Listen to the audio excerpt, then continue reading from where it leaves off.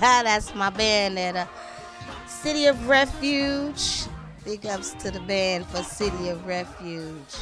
Yeah, we got some good music. We got good word over there. We got good food to eat, y'all, spiritually. Y'all got to come on down and, fellowship with us, worship with us. So. Hello, ladies. Fushi Fushi. And hello, gentlemen out there. And hello, mothers. And hello, fathers. Hello, ancestors. And hello, everybody that's watching that's in the UK and all around the world and all around the States. I am so happy and I am so blessed to have a young man with me here today. And This is actually for you guys. This is a Memorial Day special because he's from Los Angeles and I'm from Los Angeles. And I know a little bit about the history of Los Angeles and he know a whole lot more about the history of Los Angeles. And he's here on the account of all the gang members, Bloods, Crips, affiliates of any gangs in Los Angeles and all across the states, the ones that follow, the ones that look after us, the ones that are, generated because of us. He's here and it's a blessing because we have all lost so many of our loved ones to gang violence and gunfire and hatred and crime and things that just don't pay, that's not going to get us into the kingdom of heaven at all. So I am just pleased and I'm blessed to have Mr. Bernard K. Cooper. Hello everyone. Thank you, Bernard, for coming. I know this is a busy day for you. I know your schedule is busy, and I appreciate you, and I thank God for you. Most of all, I'm praying for you. You are a very, very positive and strong vessel in the community out here, and I personally take it very serious. I don't take it for granted. Because it's personal. Even with me growing up as a kid in LA, to have somebody that has the type of ambition that you have to make things happen differently and to try to change the things that so many of us has fallen subjective to in the streets of LA, as far as the gang banging and the mentality of gang banging. And I appreciate you, and I think that God has chosen a very strong vessel. And I just wanted to tell you that personally. And I also want to just let you talk to everybody about, what your plans are and, the reason why, you feel like this is something that, has been given to you as an assignment. And it is because God gave you the assignment. And I just want to give you the floor. Thank God for you. Wow. Okay, I'm honored. Thank you. Um, I guess my journey began, early on. Um, I probably when I was 8 years old. I had an extended family member, my house I grew up in, who was kidnapped and raped and beaten and stabbed multiple times with her throat slit and left on a rival community's football field.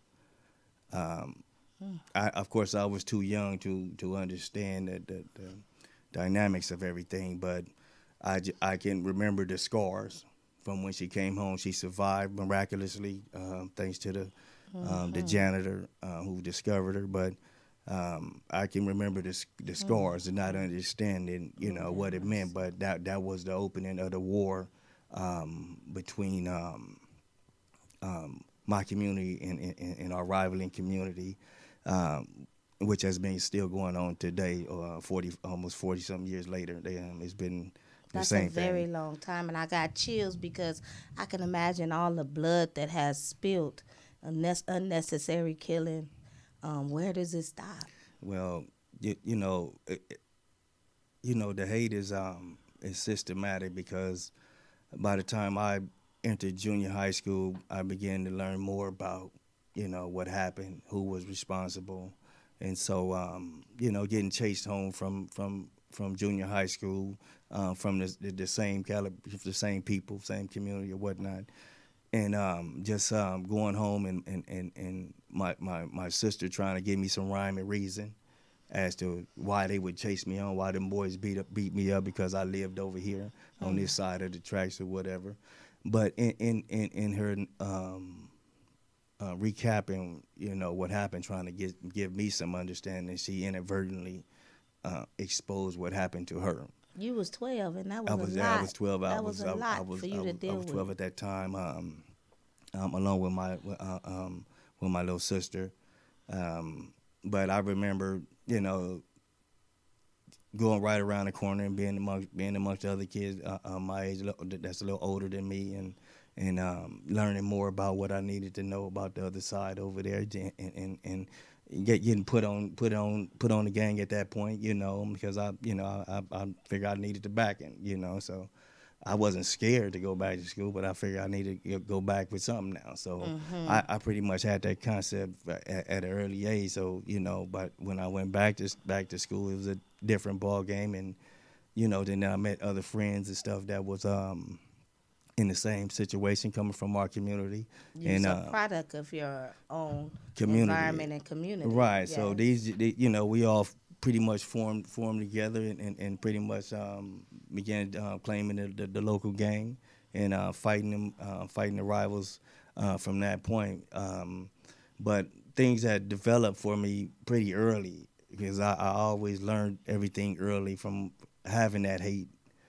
So I had no problem with once you pointed out where they was at to do what I needed to do. Because you was already angry. Because I was already angry, and back in those times we didn't have no counseling, with no, your mama couldn't take you to no counselor, see what's going on with you or nothing like that. So, fast forward, I pretty much developed within the gang at an early age. Taking my first crew to out of state to Oklahoma at 15 years old. Um, getting busted in Oklahoma. My mama don't know where I'm at, but that was, I needed to go get some money That and was a decision you made and chose at 15. at Wow. 15. But this is indicative of the times. Never been Right. another time like the mid late 80s. And so I did that, returned, and moments later I was shot up. I had to get ambushed in my car and shot 3 times in my chest, back, and arm, and the last A words I living heard. testimony. Right, last words I heard was fuck my gang, before the shots rang out, so I almost lost my life in that. I can remember laying in the hospital, losing my lung, and praying to God, to save me and everything. But I was already engulfed in addiction, at that point.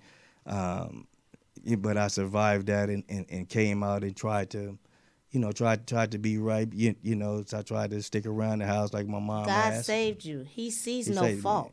Yeah, He only know your heart. right. You And so, understand? right, my mother, You my asked him. mother was always right there. So, um, I tried for her because that's all she ever wanted was for me to just, to go to school, and Do the be, right do the thing. right things. But, That's you all know, of that's everybody's mama. yeah, but the streets was calling me a little more than mama was. So Well, you heard the I streets heard the streets, but more than I mama. heard mama talking, But the but I streets heard was the streets. loud. You know what Yeah. I'm saying? I hear mama talking, The but the streets was streets is what I'm hearing, the streets right? was like, Yeah, so the streets fool, is you what better come on, you you better know. come on. So So that okay, didn't, I you know what I'm feel saying? you. That didn't last long. I So feel you. I'm back. I was back in the swing of things until but those were indicative of three major signs in my life, from my sister to my being shot to losing my older homeboy who was who ended up being an uncle-in-law to me. I ended up losing him to rival gang members when I was 18. I mean, when I was 17, right before my 12th, right before 12th grade was ending. And at that point, everything had hit me at once. Everything that I had experienced Very at that overwhelming. point when I saw him on the ground had hit me at once, and I lost all reasoning, and and and in all forwardness, I gave up everything and entered into that business. I was fully engulfed in that business. I lived and breathe that business. And um, till one day, you know, they got their hands on me. They You did a lot of time, didn't you? yeah, they got their hands on me. I was 18 years old. They charged me with multiple counts of murder, and I was 18. I hadn't been in trouble before at that point, so I was, I didn't know what to do. All I know is that it was an officer involved that had threatened me prior to this because he believed that I had shot him. I had been doing so much, and you know, and he on his off duty time he believed that I had shot at him, and I probably did. But I shot a lot of people. I But see that as the pressure that right, God so put on you to right, so preserve you. right, so this man, Mm-hmm. he stopped me coming home from school and roughed me up, looking for a gun and stuff, telling me I shot at him or whatnot, So, and but he you didn't threatened. get caught for it. You felt like, well, Right. So he threatened me, and it was once his involved, I was arrested, mm-hmm. charged with these counts. Ultimately, I was once I seen him testify against me, it dawned on me what was going on, that it was just me that they wanted. Because of my activities on the street. So it was like Mm-hmm. poetic justice. Mm-hmm. You think you're getting away, but you're really not. Mm-hmm. One of those things. So I Mm-hmm. found myself in front of people, a world that I had no clue as to what to do. I was severely uneducated and clueless as to how to defend myself or even know what to say, what to do, or anything. So, but after seeing this officer come and testify against me, um, along with these witnesses I had never seen before in my life. And They just appeared out of yeah, nowhere, right, huh? right, right. They They appeared still out of doing that nowhere, but they're today. still doing that Yes. today. And so, I turned to the attorneys who they give and tell him about it, but he shunned it off. So me and him get into it. I'm not, I'm young and ignorant. You're not finna do that. I'm ready to slap you now, right? So we You separate. already out of control, and I'm then already they off. got So a now ticking now time you got bomb. me right, but Right. so I ended up having to go pro per, which is to represent yourself, and I had to You represent found out your myself. intelligence. Well, 2 plus 2 was 4. I know that I had to get rid of him because he was my representation, and I know that if he's not with me, then I'm really dead. So Wow. what I had to go pro per. So I'm sitting in front of Oh, that's this judge really at the 18 truth. years old, talking about like what you want to do. I don't know. I'm like, I just want to investigate it, man. To investigate this officer. But they didn't do it. So And you spent a lot of time. ultimately, um, uh, this officer ended up was the lead officer on the Reginald Denny beating case. So once he get involved in the Reginald Denny beating case, the Reginald Denny LA4 had representation. They had representation, so they dug into him and had him removed from their case. Wow. So as I'm pro per asking them for an investigation, which was January 9th, 1992. April 29th was the riots. By December 19th, I give up my pro per stats for another public defender, and once he gets the records, the officer is no longer there. So I asked this attorney, where is he? Where is he? Why he's not here? They'll use another gang expert. Don't worry about it. But as it turns out, this officer was removed from the Reginald Denny beating case for eyewitness tampering. But nobody bothered to look back at me. But so ultimately, I was convicted and sentenced to life in prison.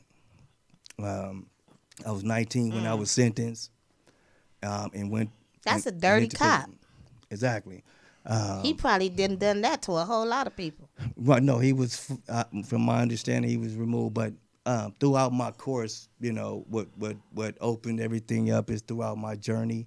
I ended up running into a close friend, one of the individuals that was one of the LA4. Ended up running into him later on in the prison system, and he enlightened me that this officer was removed at that time. So, of course, I had access to a lot of things in prison, so I was able to research that, and came up with the evidence that this officer on December 10th.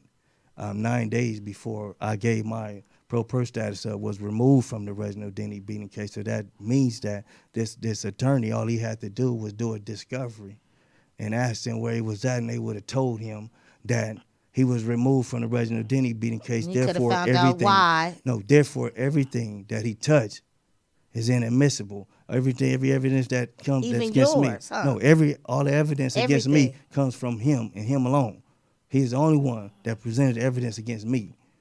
And that's his evidence, the only thing that convicted me, but they didn't bother to look back. And it would have been admissible. And everything would have thrown out, would have never went to prison. Oh, wow. Oh, wow. And they just let that go. They just let that go. See, that's what they do. They sweep things under the rug. It's like you guys are in their control, and sometimes you just get lost in the system. You get lost in the system, but but partly because of our inability to educate ourselves while we're here. Absolutely. Because I entered prison. By the time I entered prison, I was still caught up in my gang mentality. I was still caught up in my addiction. So I had no time to look and see what they did to me, because I was too busy hating this dude right here. I was too busy hating these dudes. And it wasn't until you changed your mentality, it wasn't until I changed and your my language mentality that God and my gave comprehension you skills and that I revealed got to see you. exactly Yes. what they did to me, how they did it, how it went left instead of right, and how to get out of here. That was your mission and that was your journey. Because had you not did that, you wouldn't know what you was capable of doing right now. Right. You probably would have right. never I had dug to that come to deep. that. No, I had to You come know to what that. I mean? I had to come through that Your through my mentality journey. is just way past a whole lot of people. It's saying, I'm going to take my case and I'm going to win. Your faith is even bigger. No, my faith is what did it. Oh, my faith yes. is what did it, because I prayed day in and day out, day after day, week after week, month after month, Yes. year after year, and decade you said after it decade. just like God said, let there be light. He didn't doubt that it wasn't going to be light.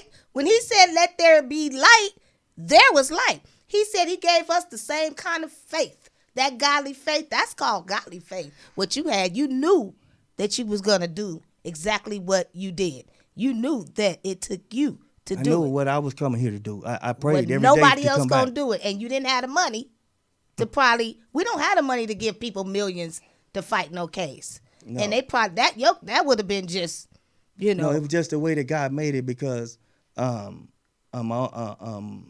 uncle-in-law, Uncle Daryl, his family offered to give me an attorney, but my mother's pride turned him away. But it really was God's pride, because he needed me to go Amen. sit and do and see what it is I need to see. So to come you back and actually share was them. offered an attorney, which is a blessing, and you still had the.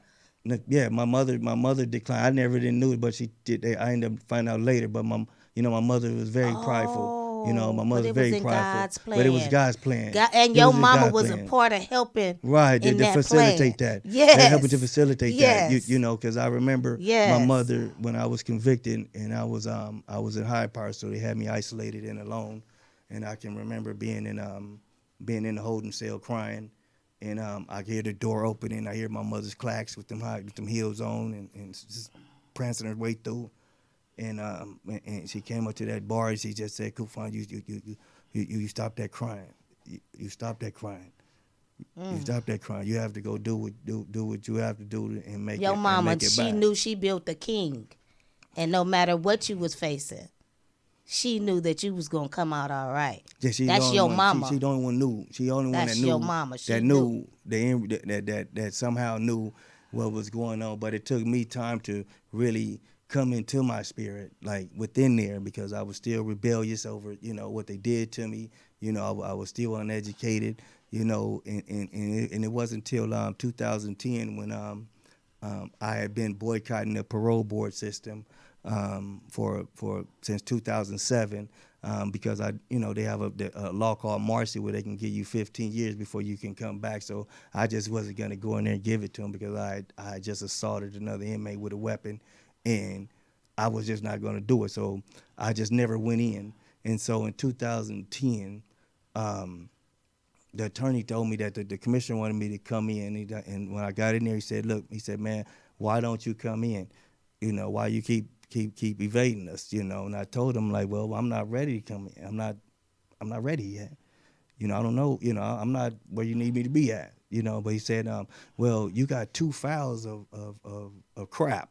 You got 2 files, but within that crap, you got a whole lot of positive sprinkles within that crap. He said, I see you got your GED. I see you taking vocational training. I see you going to some of the little self-help programs. So I'm trying to understand, well, why don't you come in? All you got to do is just get some clean time. You got 1,000 write-ups, Wow. And so You was obedient to God, to the Holy Spirit too, because you knew that there was something more.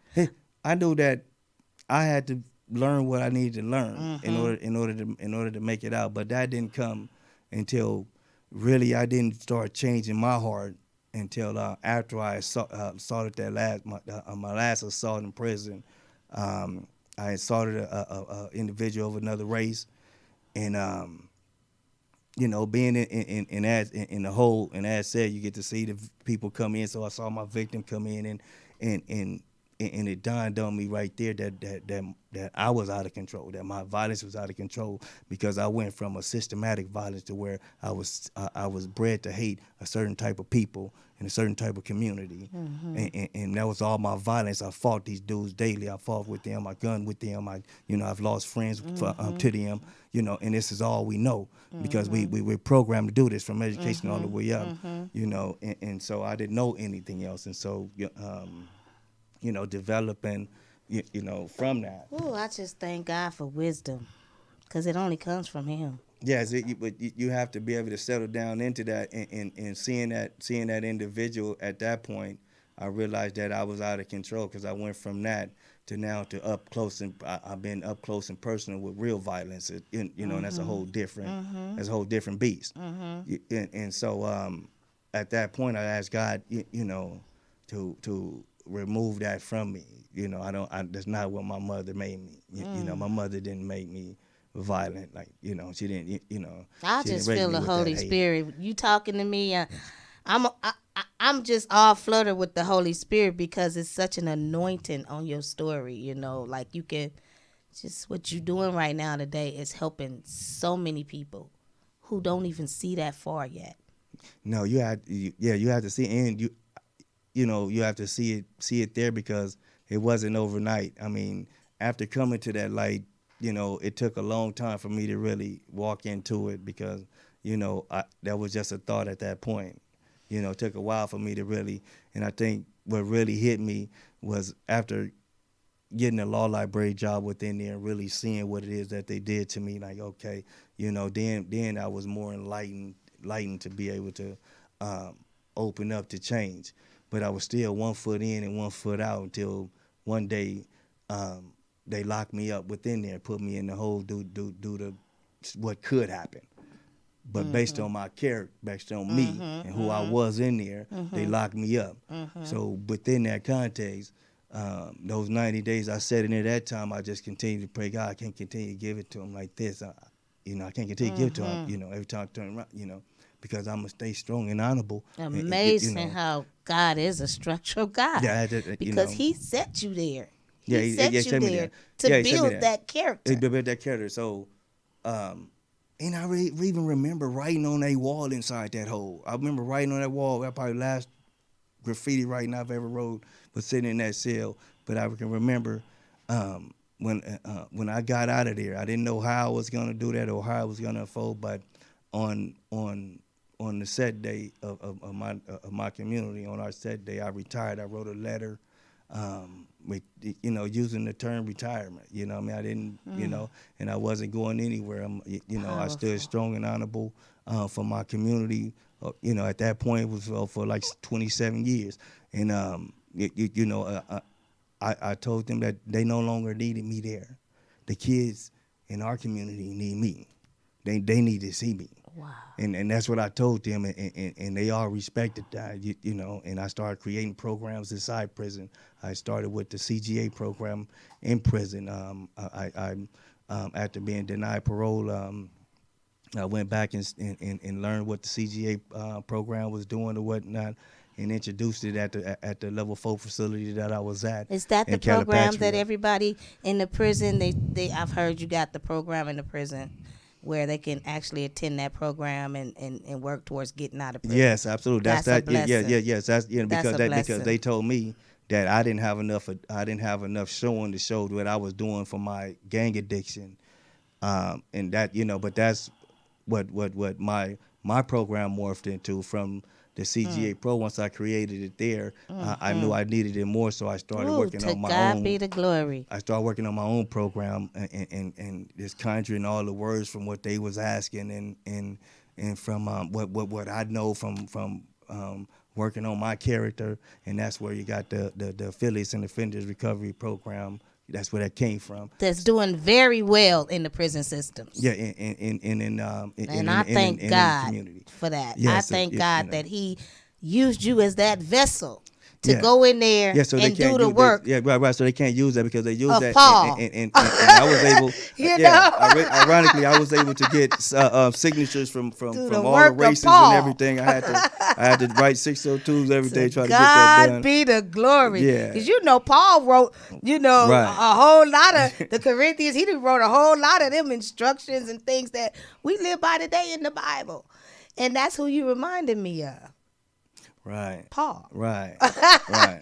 And Right. Paul was Saul, Right. like you. Right. And yeah. And to God be the glory, because this is exactly what the community needs. People like you to come home And share what happened. and help heal Help heal. our That's what we city. need. Yeah, that's what we need because So we can heal cities all over. around us. All over, yes, because everything that you see in all these other states, you know, when I was 15 years old, I made up a gang sign. This sign right here, I made this sign up when I was 15 years old, and I'm seeing this sign in New York City. Everywhere. Did you make that sign up? Because everybody doing it. When I was 15 years old, Oh, wow. when me and my friends, Oh, me and my wow. friends started the section that I was from, I was the one that created the fingers for that Wow. and we all were no more than 16 years old. It's just that you know, the crew that that I was a part of. And now you are the one that's motivated to creating peace in our streets, and that means so much to me, to my grandchild, to our kids out there in the community and people watching today. On behalf of everybody, I want to thank you for what God has instilled in you to do. Anybody can, and I don't want to start crying, y'all. You know I get all mushy, but anybody can't be appointed to do that job. And you've been through the fire, and you wasn't consumed. God had a purpose for you when you was in your mama's womb. And I'm pretty sure He showed your mama that. Yeah, he showed my mother that. You know, my mother got to, I left at 18, and my mother, when I was convicted, my mother ended up having a stroke 10 months after my conviction. And she, so she was paralyzed from that side down, so she was no longer mobile, no longer active. And she and I went through many years of struggle as my family, which is her children, Oh, my but brothers God and sisters, gave you they left me there. They left a couple us of there. months Yes. with your mama. Yes. I made it back in time. And that's Oh, one of but the things I God. always pray for. Get me back in time to That see was my a mother. part of your Yeah, blessing. yes. I got back in time to see her, and she got to spend 10 months with me again. And that too She got that was 10 the months. ammunition behind you right now, because Yeah. she knew, and God knew what your mission Yeah, was out here in these yeah, streets. she got to see me. I think the biggest thing for my mother, and I'm okay, man. She rests her soul. You have closure. Well, somewhat, but We'll never have But real closure when we can our never have. parents So, leave. and I No want to matter create a if they program leave for before or that. after. Right. Yes, we'll Right, you're never have gonna- real closure. And that's what I wanted to get Yeah. to next. Because so many people who really have been blessed in other ways that they thought they would never be blessed, but wasn't able to get out here and see their mama. Right, right. So many of them, and I know a lot of people like that. I know, an individual, man. My rival, one of my rivals that's in the prison system had lost his mother. Man, he confided in me, That had to be you know, rough, and but he's still in, I'm home, and I was home, and I was going through what I was going through, and my boy Tone reached out to me, man, you know, and several others. Many did. So many you a people that's blessing to going them through. in the penitentiary, and you are becoming a blessing to us right out here in the streets of LA.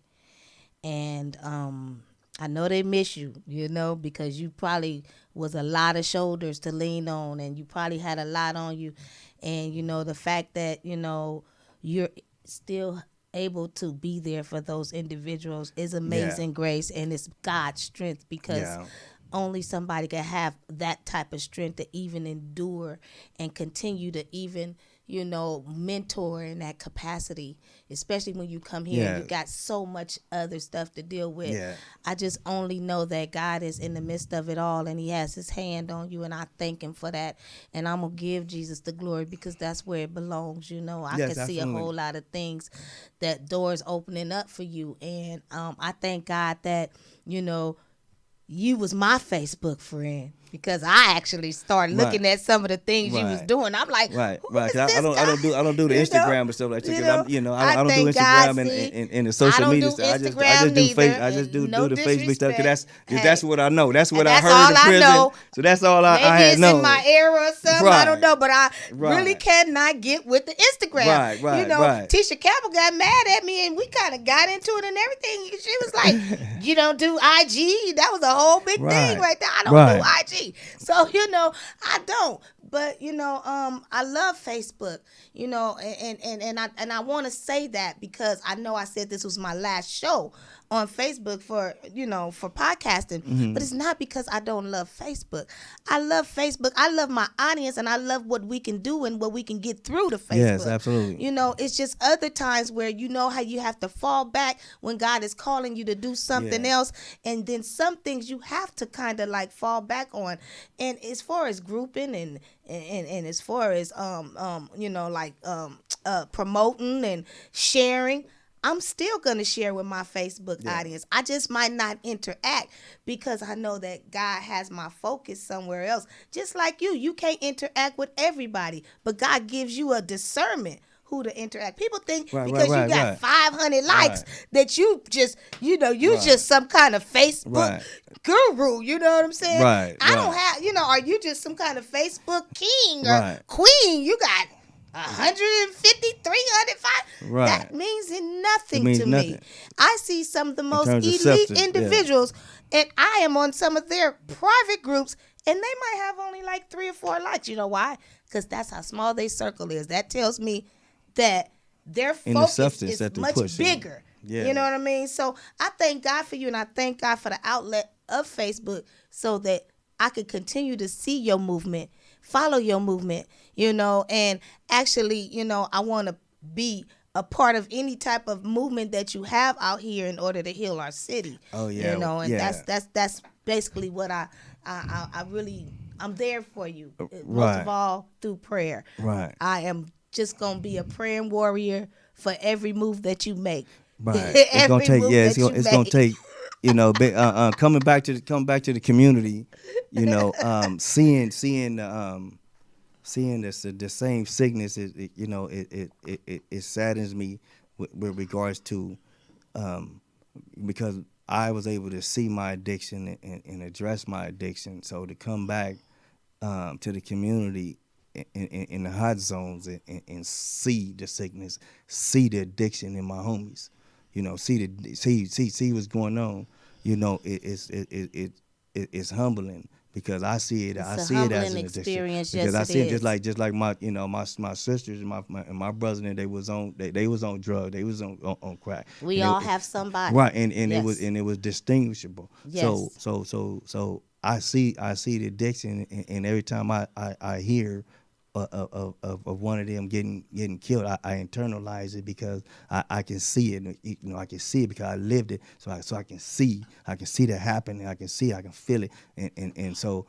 You know, but and on the flip side is that I know the end result. So I know that this sickness is blinding him to something that he don't even have an idea of what he's finna be faced with when they get their hands on him.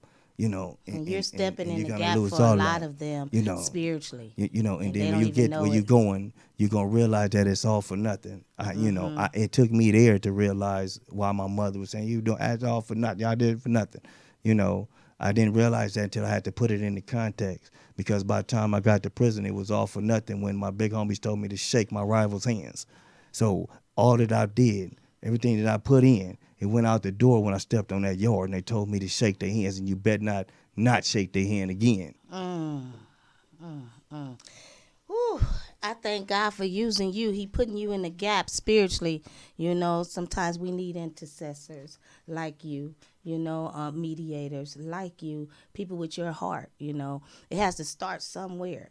Everybody Yeah. might not want to follow, but if you get enough, if God be for you, who could And be who can be against against you? you? You know, I learned that while in the cage trying to get out here, and but I think uh, peace is attainable. You know, many people advise me like it's impossible. But I don't see that because God told me to come back and tell them what I need to tell them. Because 2 + 2 is 4, and all you have to do is do the math. You know, Thank God for if your the obedience. evidence is here, because evidence is here unlike any other time. The evidence of why you shouldn't be doing it is here at, unlike any other time. You have people, you have older dudes who started this here saying that, man, we was mistaken. And let me put that in context for you with regards to the older generation. And my hats to them. I respect them completely. However, we all, my generation, your generation, are just generations that was passing through to something that was already established before us. I didn't go to prison because my sister got raped and the thing I got shot and all. I went to prison because the older generation that created this did not have the capacity to make the right decision for peace. When the first individual died, Yes, when the first absolutely. individual died, nobody was old enough to really Take take responsibility. responsibility. Even when the second one happened, okay, y'all stay over here, we stay over here. Just imagine how many lives would have been saved. How Yes, many if how they many how had many that lives? mindset. How many lives would have been If they had redirected? that Mine mindset. definitely would have been directed. But you got to look at it. I was released from prison because they said my crime was committed when I was 18. I was under 23 years old, and they're saying that 25 is when your mind developed. So if the individuals who started this were no more than 20 years old, so the doctrine that we're all are following is immature. We're following And ignorance, an immature because doctrine they because didn't learn. the people that created it didn't have the mental capacity to see it all the way through. They didn't learn how. They never They knew. They never was learned how. teenagers. They didn't Yeah, know how to they stop. didn't Only thing know. they knew was match me. So when that happened, like, oh, we knew, okay. And so once you do that, then you got other people involved because these are people's loved ones that y'all didn't kill. And that's the kind of ignorance that we can't get past. That's the kind of ignorance that you don't. I'm ignorant to things right now. So when I use the word ignorant, understand the reason why I say ignorant. Ignorant mean my people lack because of knowledge is Not what the because of Bible knowledge. says. And that's what ignorant is. Right. We don't have because we do not learn. We do not listen and we do not take time to be quiet to hear the voice Yeah, of God, listen, just stand still and listen to to what that, stand still because and humble that ourselves. voice in your head, and I had to learn to tap into that, and it took me some time to really tap into that, to that spirit. But that, those voices that you hear that's telling you righteousness, man, is your God telling you to do what's right, That's right. and That's right. you once the sooner you learn to tap into that, you'll be a powerful person, And the you know. sooner you learn to, like Pastor Hosea said, the same thing that you just said, he said the same thing. In other words, on a Bible study the other day, Pastor Hosea said, we have to learn how to speak the language of the kingdom. It's foreign to us. So you got to learn how to speak it. That's just like when I got upset about the comedian guy, who I won't mention any names, made me so mad that I felt like I was incompetent. I couldn't even say nothing. I wanted to, everything that came to my mind was to blip, blop, blop, blop, blop, just let him Right. have it, Right. hood style, just let him have it, Right. Right. and I was like, didn't know what to say. I was so stuck. I was like, and he probably thought I was incompetent, but it was the Holy Spirit Stand because still. I couldn't move. My mouth couldn't move. My thoughts couldn't move because I wasn't thinking right and I wasn't speaking the language of the kingdom. And we can't fight fire with fire. No. We gotta fight that with the opposite, which is Right. water. We Right. can't do that. You know, he made a illustration. If your house burned up, you gonna go and throw a match on it? No. Right. You gonna do something that's gonna put the fire out. Right. So we gotta learn how to speak the language, and that's what you did. You tapped into that spirit, the spiritual realm, and a whole lot can be done in that spiritual realm. Right. With faith, you can move mountains. Oh yes, it did move. Oh yes. Yeah, it moved. And that's what the Bible said. And y'all that don't think that it's the truth in the Bible, I know it was interpreted by men, and I know it was written by men, and men do lie and God don't. But it's things in that Bible that come alive to you that you know in your heart that is true and is real. Yeah, you see and it- God you give see you it a today. discernment for it. Exactly. Yeah. So, I understand exactly what you mean, but you best believe it's some real truth in the Bible. It's some real instructions in the Bible. Right. And if you follow it in your heart and know Right. what's real and Yeah. decipher Right, what's be able to real and discern what's it. not and be able Yeah. to, that's the discernment he gave us. Right. We don't have to trust man, but we do have to trust God. Right. And what you see out here is like all the families that are out here, and a lot of these kids that are still caught up in, they families are still very Christian based families. They still attend churches when their grandmother tell them you need to be at this church or whatever. These kids are still doing that. However, for me, I try to reach people at their level, wherever level that is. The streets is the whether- church. Wherever That's wherever your it's church. my wherever That's my I bring the church. church to my park. Then they'll Yeah, say, in I'm your gonna let you parking get it lot, like that, in your and I house, just invite them yes, all in into your the car. park, and no, I invite your the churches job. to the park and let them do that. Me, I'm a vessel for this, for this cause. So And that's so bigger than I four have to reach, walls. so I try to Yes. reach. Even my youngest told me I try to get down to his level so I can reach him, so I can so I can help him understand Outside what of it four is walls, y'all. that You that, got that to we do doing. the job you know. outside of the four walls. That's the You have bigger to, church. you have to, in order to save our kids. My kids are grown. I'm pretty much just engulfed in this, in this mission. And it's like I just want to see a new generation of all people. Like I want to just, I want to be able to see the kids in my community Be a able part to of the change. be a part of the change. Like in the way to do that, it is by introducing new rules of engagement to these communities. Using the philosophies that are held inside, the standards that are held inside. Well, unfortunately, we have to integrate that into society, and open up the doors of communication, because you can have 1,000 people doing 1,000 marches and doing all this stuff, but if the people that are warned are not at the tables talking, you're not Absolutely. going to get anywhere. Amen. So what AORP is offering to the communities is to come out and let's have these open discussions about non-aggression treaties. Yes. And these non-aggression treaties doesn't mean that you go. We asking you to go sing Kumbaya. All we asking you to do is that if I don't aggress against you, you don't aggress against me. That's right. I love it. And that's the way that That's we're gonna so have real. to do it. Once I'm inviting people to come out so that you can hear the message, so that you can go back to your community and find out the who's who in these communities, and then ask them, figure out what does peace look like for your community. What would you agree to? What you're not going to agree to? Who's going to represent you at this table that I'm trying to put together? That's going to represent your community, so that we can get ahead of the situations through communication, Then once we get that in place, then we start replacing it with jobs and start rebuilding the infrastructure within these communities. God has given this man a plan, y'all. And I like the question that he asking everybody. What does peace look like in your community? That don't exclude New York. That don't exclude the South Side. What That would don't that look exclude like? the Midwest. That includes everybody. What does your What would peace it look look like? like? What would you agree to? What would you not agree to?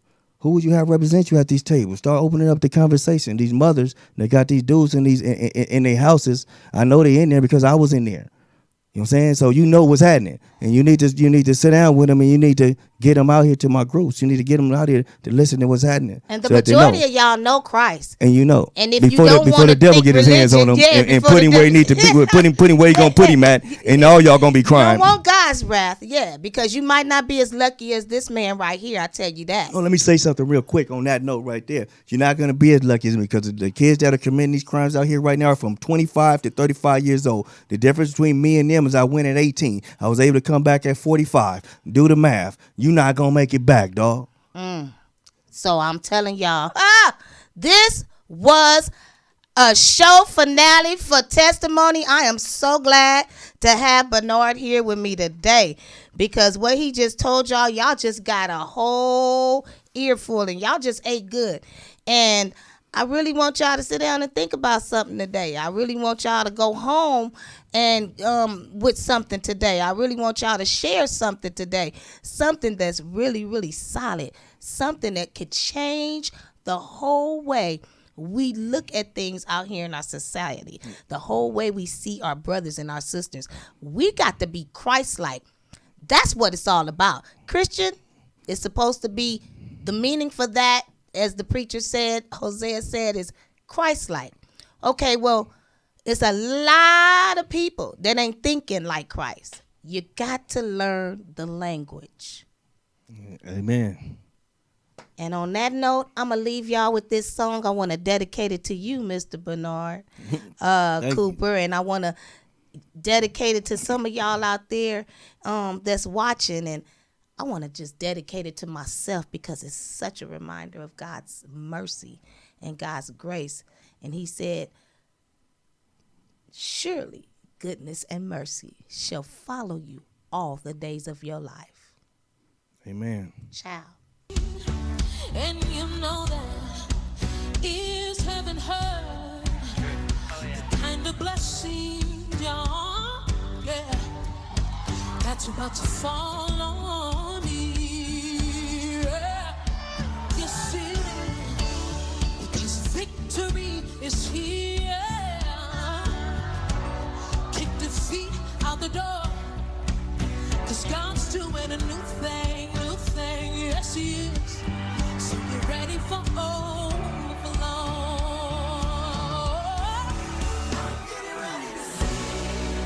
I'm getting ready to see something I've never seen yet. So I'm getting ready to see something I've never seen, because I'm getting ready.